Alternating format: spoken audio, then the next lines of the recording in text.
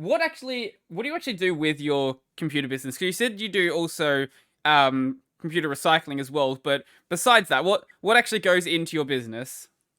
The main part of it is upgrades and selling refurbished computers. Okay. So let's see here. Is that a ThinkPad Something back like, there? yeah, I've got something here. Hmm. So this is the kind of machine that I normally sell. Yeah, there you Mm. go. So this is, that's a ThinkPad T450.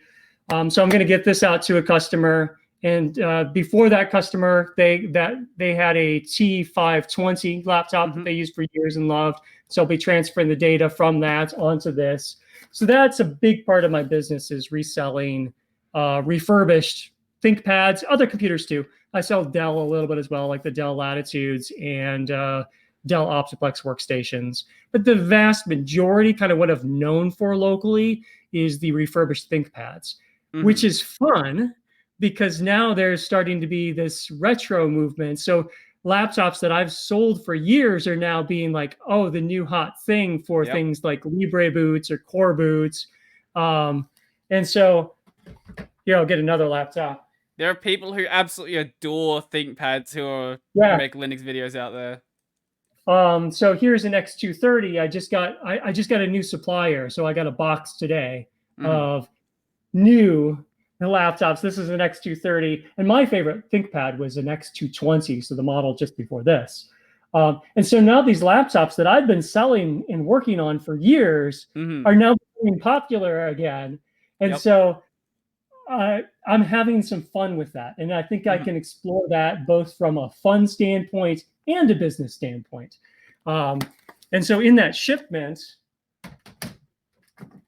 I got a T61, ThinkPad T61. And of course, I sold a lot of these years ago. Like I'll say probably 8 to 10 years ago, I sold a lot of ThinkPad T61 laptops. And now people are loading Libre boots up on them, which I haven't done yet. I'm going to explore that very soon. So Libre boots and Core boots and stuff like that, I want to explore and have fun with. So I actually purposely bought a T61, where a couple of years ago I would have thought, why would I do that?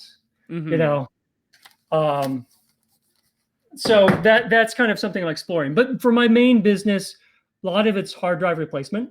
Yep. So spinning hard drives are just terribly slow, especially with Windows 10. Windows 10 just grinds to a halt and barely performs at all if it's on a regular hard drive. Well, a lot of these laptops, even brand new laptops that are sold, come with a 5,400 RPM hard drive. And it's just ridiculous. And so out of the box, they're terribly slow. And so Hmm. very frequent, at least a couple times a week, I'm taking out the slow hard drive, putting an SSD in, either doing a fresh install or a migration from the hard drive to the SSD. So that's a big part. Doubling the memory. The Yeah. laptop came with 4 gigs of memory. Doubling it to 8 gigs. That's very common types of things that I'm doing. Yeah. That makes sense. I even like really new stuff. I tend to look at a slightly like higher price range where you do tend to get SSDs, but yeah, a lot of new stuff still does come with mechanical hard drives, which is really Yeah, weird with how cheap SSDs have got now. it's like one of those things where this isn't a good word, but it's a crime, right? It's a crime that they're selling at that, and not necessarily in the legal sense, but just in the sense that it seems wrong that manufacturers are putting this slow of a drive. Like from my standpoint, I mean, I sell computers, right? Hmm. I would never want my customers to experience a slowness like is on those computers from a computer that they've purchased from me. That'd be terrible for my Yeah, yeah, brand if I sold computers that slow. And I sell old computers. So why would I want to sell something with a regular hard drive in that is just terribly slow on Windows 10? And it's slow on Linux too, but at least it's bearable in Linux. hmm Um, that's yeah. So from that perspective, the kind of the big story that I remember, and I tell this a lot, is that just a few years ago, Apple in one of their new iMacs hmm put a 5,400 RPM hard drive in. And this is an iMac that sells for like $1,100, $1,200, so over $1,000 just recently. And the special sauce on the top of that is Ah, there we that, go. 2019 model. yeah, it's an iMac that you can't upgrade easily. Because if you try to take the screen off to get to the hard drive, you'll probably break the screen. Mm-hmm. So they essentially put a slow hard drive that you can't get it out and upgrade it in, and they sold it to you for well over $1,000. So that's the story that I tell about manufacturers doing crazy stuff. Like, why would you do that to your brand? Why would you give somebody such a frustrating experience?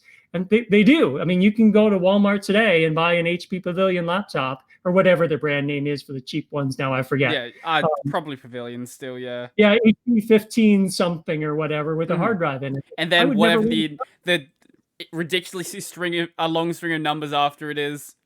Right. Yeah. And so, but yeah, no, manufacturers still do that. And I Mm-hmm. don't know why. It'll keep me in business with SSD upgrades for a long time. I think part of the reason, actually, before we get to that, I looked up the 2019 iMac, and the first video that shows up is from Lewis Rossman. Is the new iMac trash? And that's Yes. very Yes. fair. I love Lewis's content. It's great.